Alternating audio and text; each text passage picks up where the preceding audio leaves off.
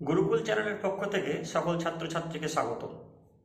আজকে আমরা যে বিষয় নিয়ে ডিসকাস করব সেটা হচ্ছে মাধ্যমিক পরীক্ষার ফিজিক্যাল সায়েন্সের একটি গুরুত্বপূর্ণ অধ্যায়, সেটা হচ্ছে রাসায়নিক গণনা। প্রত্যেক বছর এই চ্যাপ্টার থেকে একটা গাণিতিক সমস্যা আসে এবং স্টুডেন্টদেরকে সেই সমস্যাটা সমাধান করতে হয়। তো এই সমস্যাটা সমাধান করতে গেলে পরে তোমাদেরকে যে জিনিসগুলো খেয়াল রাখতে হবে সেটা হচ্ছে কি না, প্রথমেই কিছু পার্টিকুলার মৌল যেগুলো আমি পরে তোমাদেরকে বলে দেবো বা টেবিল ফর্মে তোমাদের দিয়ে দেবো, সেই টেবিল ফর্ম্যাট থেকে কিছু পার্টিকুলার মৌলের পারমাণবিক ভর সংখ্যা তোমাদেরকে মুখস্থ করতে হবে। এবং মুখস্থ করার পর আমরা যখন কোনো গাণিতিক সমস্যা সমাধান করব তখন আমাদের যেটা দেখতে হবে সেটা হচ্ছে সমস্যাতে কি রাসায়নিক সমীকরণ এসছে। তাহলে আমাকে সিম্পল রাসায়নিক সমীকরণটা লিখে নিতে হবে। রাসায়নিক সমীকরণে দেখতে হবে কোন কোন বিক্রিয়ক পদার্থ বিক্রিয়ায় অংশগ্রহণ করছে এবং বিক্রিয়ার ফলে কোন কোন বিক্রিয়াজাত পদার্থ উৎপন্ন হচ্ছে। এই জিনিসটা লেখার পর তারপর আমাকে যেটা ফলো করতে হবে সেটা হচ্ছে অঙ্কতে কোন জিনিসটা বলা আছে, অর্থাৎ কার ভর বা কার কোন জিনিসটার মূল বলা রয়েছে সেই জিনিসটা আমাকে খেয়াল করতে হবে। সেই সঙ্গে সঙ্গে কোনটা আমাকে বার করতে হবে সেইটা আমাকে দেখে নিতে হবে। এই তিনটে স্টেপ যদি আমরা খুব সহজে বুঝতে পারি তাহলে কিন্তু আমরা অনায়াসে অঙ্কটার সমাধান করতে পারব। তাহলে আমরা এই সমস্যাগুলো কিভাবে সমাধান করব সেটা এক এক করে দেখা যাক। বিগত কয়েক বছরের প্রশ্ন যদি খুব ভালো করে খেয়াল করা যায় তাহলে দেখা যাচ্ছে যে অশুদ্ধি সংক্রান্ত গাণিতিক সমস্যা খুব বেশি আসছে, বা এক বছর পর পর এই ধরনের প্রবলেম থাকছে। তাহলে এই ধরনের প্রবলেম একটি খুব ভালোভাবে তোমাদেরকে প্রস্তুত করে রাখতে হবে। তো আজকে আমরা যে প্রবলেমটা সলভ করব সেটি কি না, বাণিজ্যিক জিঙ্কে 35% অশুদ্ধি আছে। এইরূপ 50 গ্রাম জিঙ্কে অতিরিক্ত পরিমাণ লঘু সালফিউরিক অ্যাসিডের সঙ্গে বিক্রিয়া ঘটালে কি পরিমাণ হাইড্রোজেন উৎপন্ন হবে। তাহলে এখানে জিঙ্কের পরিমাণ কত, 50 গ্রাম, অশুদ্ধি কত আছে 35%। তাহলে যদি অশুদ্ধি 35% থাকে তাহলে অশুদ্ধি বাদ দিলে বিশুদ্ধ জিঙ্কের পরিমাণ কত দাঁড়ায়, 100 - 35 অর্থাৎ 65%। এখন 50 গ্রাম জিঙ্ক নিয়ে আমাদের কাজ করতে বলেছে, তাহলে 50 গ্রাম জিঙ্কের মধ্যে আমরা যে বিশুদ্ধ জিঙ্ক পাবো সেটা কত পাবো, 50 × 65/100, অর্থাৎ এখানে আমরা পাবো হচ্ছে 32.5 গ্রাম বিশুদ্ধ জিঙ্ক। বিক্রিয়ার সমীকরণটা লিখে ফেলা যাক। Zn এর সঙ্গে H2SO4 এর বিক্রিয়ার ফলে উৎপন্ন হচ্ছে জিঙ্ক সালফেট এবং হাইড্রোজেন।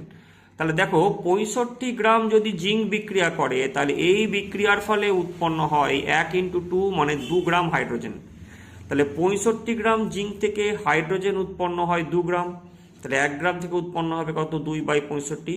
অতএব 32.5 গ্রাম জিঙ্ক থেকে হাইড্রোজেন উৎপন্ন হবে। 2 × 32.5 দশমিক তুলে দিলে পরে নিচে হয়ে একটা শূন্য আসবে, তাহলে নিচে হয়ে গেল 650। তাহলে 325কে যদি 650 দিয়ে ভাগ করে দিই তাহলে 2 এর সঙ্গে ওপরের 2 কেটে দিলে পরে থাকে 1, অর্থাৎ এখানে পড়ে থাকছে হচ্ছে 1 গ্রাম। তাহলে কি দাঁড়ালো, 32.5 গ্রাম জিঙ্ক যদি রাসায়নিক বিক্রিয়ায় অংশগ্রহণ করে তাহলে সেখান থেকে আমরা পাবো কত গ্রাম না, 1 গ্রাম হাইড্রোজেন গ্যাস। তাহলে 35% জিঙ্ককে যেহেতু অশুদ্ধি ছিল তাই অশুদ্ধি বাদ দেওয়ার পর 50 গ্রাম জিঙ্ক থেকে আমরা শেষ পর্যন্ত 1 গ্রাম হাইড্রোজেন গ্যাস পাবো। চলে আসি পরবর্তী সমস্যায়। এই সমস্যাটি মাধ্যমিক 2011-র। কি বলছে না, 20 গ্রাম ক্যালসিয়াম কার্বনেটকে উত্তপ্ত করলে কত ভরের ক্যালসিয়াম অক্সাইড পাওয়া যাবে। ধরে নাও ক্যালসিয়াম অক্সাইড সম্পূর্ণভাবে বিয়োজন হয়েছে। তাহলে সমীকরণটা লিখে ফেলা যাক। ক্যালসিয়াম কার্বনেটের সংখ্যা হচ্ছে CaCO3। একে তাপ দিলে পরে উৎপন্ন হচ্ছে ক্যালসিয়াম অক্সাইড ও কার্বন ডাই অক্সাইড। তাহলে এখানে ক্যালসিয়াম কার্বনেট কতটা ব্যবহৃত হচ্ছে, এখানে আমরা দেখো আণবিক ভর বসিয়েছি, তাহলে এখানে ব্যবহৃত হচ্ছে 100 গ্রাম। এবং 100 গ্রাম ক্যালসিয়াম কার্বনেটকে ব্যবহার করার ফলে এখানে ক্যালসিয়াম অক্সাইড কত উৎপন্ন হচ্ছে 56 গ্রাম। তাহলে 100 গ্রাম ক্যালসিয়াম কার্বনেটকে উত্তপ্ত করলে ক্যালসিয়াম অক্সাইড উৎপন্ন হয় 56 গ্রাম। 1 গ্রামকে যদি উত্তপ্ত করা হয় তাহলে উৎপন্ন কত হবে, 56/100। 20 গ্রামকে যদি উত্তপ্ত করা হয় তাহলে উৎপন্ন হবে কত, 56 × 20/100। এখানে একটা শূন্য কেটে দিলে পরে পড়ে থাকছে কত না, 56 × 2। 56 × 2 মানে কত, 112। 112/10 অর্থাৎ 11.2 গ্রাম। তাহলে কি দাঁড়ালো, তাহলে আমরা যদি 20 গ্রাম ক্যালসিয়াম কার্বনেটকে উত্তপ্ত করি তাহলে আমরা ক্যালসিয়াম অক্সাইড যেটা পাবো সেটা কত 11.2 গ্রাম। আশা করি প্রবলেমটা সবাই বুঝতে পেরেছো। মাধ্যমিক পরীক্ষা 2020-তে কি বলছে না এ বি দুটি পরস্পর বিক্রিয়া করে নিচের রাসায়নিক সমীকরণ অনুযায়ী সি উৎপন্ন করে। সমীকরণ দেওয়া আছে এবং এ বি সি এর যথাক্রমে তিনটি গ্যাসীয় পদার্থের সংকেত বলে দিয়েছে। আর কি বলা আছে এ এবং বি এর বাষ্প ঘনত্ব বলা আছে 32 আর 16। তাহলে এই অবস্থায় সি এর বাষ্প ঘনত্ব তোমাকে নির্ণয় করতে হবে। তাহলে আমরা সূত্র কি জানি আণবিক ভর সমান 2 ইন্টু বাষ্প ঘনত্ব। তাহলে দেখো এখান থেকে এ এর আণবিক ভর কত বেরোচ্ছে 32 ইন্টু 2 করলে পরে হয় 64। ঠিক একইভাবে বি এর আণবিক ভর যদি আমরা বার করি তাহলে আসছে 16 ইন্টু 2 মানে 32। রাসায়নিক সমীকরণের ফরম্যাট এখানে দেওয়া রয়েছে। তাহলে প্রথমে আমরা লিখে নিলাম এটা। তাহলে কি পেলাম 2a প্লাস বি সমান 2c। তাহলে এখন এর আমরা আণবিক ভর পেয়েছি 64। তাহলে এখানে 2 ইন্টু 64 হয়ে গেল টোটাল এ কতটা বিক্রিয়া করছে। ঠিক একইভাবে বি বিক্রিয়া করছে কতটা বি যেহেতু এখানে একক আয়তন বিক্রিয়া করছে তার জন্য এখানে 32 আর এখানে 2c কত 2cটাই আমাকে বার করতে হবে। তাহলে ভরের নিত্যতা সূত্র অনুযায়ী আমরা কি জানি না সি এর যে মোট পরিমাণ হবে সি যেহেতু এখানে মোট বিক্রিয়াজাত পদার্থ তাহলে সি এর পরিমাণ হবে এ এবং বি অর্থাৎ মোট বিক্রিয়ক পদার্থের ভরের সঙ্গে সমান। তাহলে এখান থেকে সি এর যেটা পরিমাণ পাচ্ছি সেটা কত না 2 ইন্টু 64 প্লাস 32 করে 160। তাহলে এখান থেকে আমরা যেটা পেলাম সেটা যে সি উৎপন্ন পদার্থ সি এর মোট পরিমাণ হচ্ছে 160। তাহলে সেখান থেকে যদি সি এর আণবিক ভর বার করতে চাই তাহলে এখানে যেহেতু সি 2 আয়তন বিক্রিয়ায় অংশগ্রহণ করেছে তাই 160কে যদি 2 দিয়ে ভাগ করে দিই তাহলে পেয়ে যাচ্ছি হচ্ছে 80। তাহলে সি এর আণবিক ভর বেরোচ্ছে হচ্ছে 80। এবার আমাদের কি জানা আছে আণবিক ভর সমান 2 ইন্টু বাষ্প ঘনত্ব। তাহলে আমরা এখানে পেয়েছি আণবিক ভর আমাদের চেয়েছে বাষ্প ঘনত্ব। তাহলে আমরা আণবিক ভরকে যদি 2 দিয়ে ভাগ করে দিই তাহলে কি পাবো বাষ্প ঘনত্ব। তাহলে সেখান থেকে বেরিয়ে গেল সি এর বাষ্প ঘনত্ব 40। আশা করি সবাই ক্লিয়ার বুঝতে পেরেছো। চলো পরবর্তী প্রবলেমে যাওয়া যাক। এটিও পড়েছে মাধ্যমিক 2020-তে। কি বলছে নিচের রাসায়নিক সমীকরণ অনুযায়ী একটা সমীকরণ দেওয়া আছে সেই সমীকরণে 100 মোল জেডএনএস বিক্রিয়া করছে এবং সেখান থেকে তোমাকে উৎপন্ন পদার্থ বার করতে হবে। দুটি সমস্যা রয়েছে কত গ্রাম জেডএনও এবং কত মোল SO2। আচ্ছা জে এর পারমাণবিক ভর জেডএন এর পারমাণবিক ভর দেওয়া রয়েছে এস এর পারমাণবিক ভর দেওয়া রয়েছে এবং অক্সিজেনের পারমাণবিক ভর দেওয়া রয়েছে। তাহলে রাসায়নিক সমীকরণটা কিরকম 2 জেডএনএস বিক্রিয়া করছে 3 অণু অক্সিজেনের সঙ্গে বিক্রিয়ার ফলে উৎপন্ন হচ্ছে 2 জেডএনও আর উৎপন্ন হচ্ছে 2 SO2। আমাদের এখানে দরকার কি জেডএনএস দরকার। তাহলে দেখো হিসাব মতন জেডএনএস এখানে বিক্রিয়া করছে হচ্ছে 2 মোল কারণ এখানে জেডএনএস এর আগে যেহেতু 2 আছে তার 2 মোল বিক্রিয়া করছে এবং বিক্রিয়াতে যে জেডএনও উৎপন্ন হচ্ছে তার আণবিক ভর আমরা কত পাচ্ছি তার আণবিক ভর পাচ্ছি টোটাল আণবিক ভর পাচ্ছি 163 গ্রাম।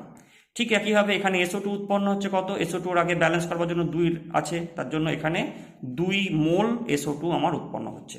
তাহলে প্রথম পার্ট কি না 2 মোল জেডএনএস এখানে দেখো 2 মোল জেডএনএস যেটা আছে সেটা 2 মোল জেডএনএস থেকে জেডএনও উৎপন্ন হচ্ছে 163 গ্রাম প্লেন ঐকিক নিয়ম।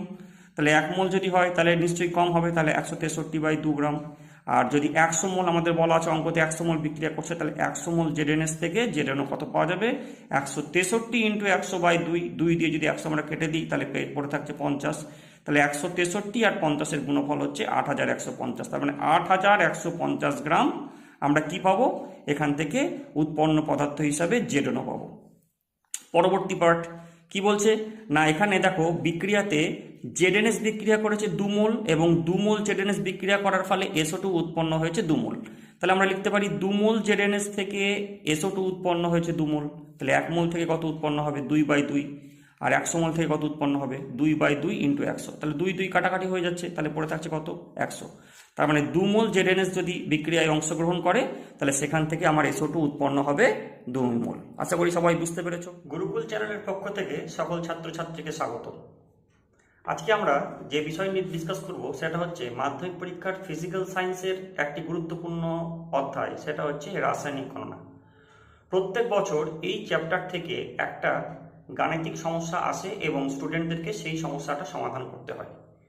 তো এই সমস্যাটা সমাধান করতে গেলে পরে তোমাদেরকে যে জিনিসগুলো খেয়াল রাখতে হবে সেটা হচ্ছে কি না প্রথমেই কিছু পার্টিকুলার মৌল যেগুলো আমি পরে তোমাদেরকে বলে দেবো বা টেবিল ফর্মে তোমাদের দিয়ে দেবো সেই টেবিল ফর্ম্যাট থেকে কিছু পার্টিকুলার মৌলের পারমাণবিক ভর সংখ্যা তোমাদেরকে মুখস্থ করতে হবে এবং মুখস্থ করার পর আমরা যখন কোনো গাণিতিক সমস্যা সমাধান করব তখন আমাদের যেটা দেখতে হবে সেটা হচ্ছে সমস্যাতে কি রাসায়নিক সমীকরণ এসছে।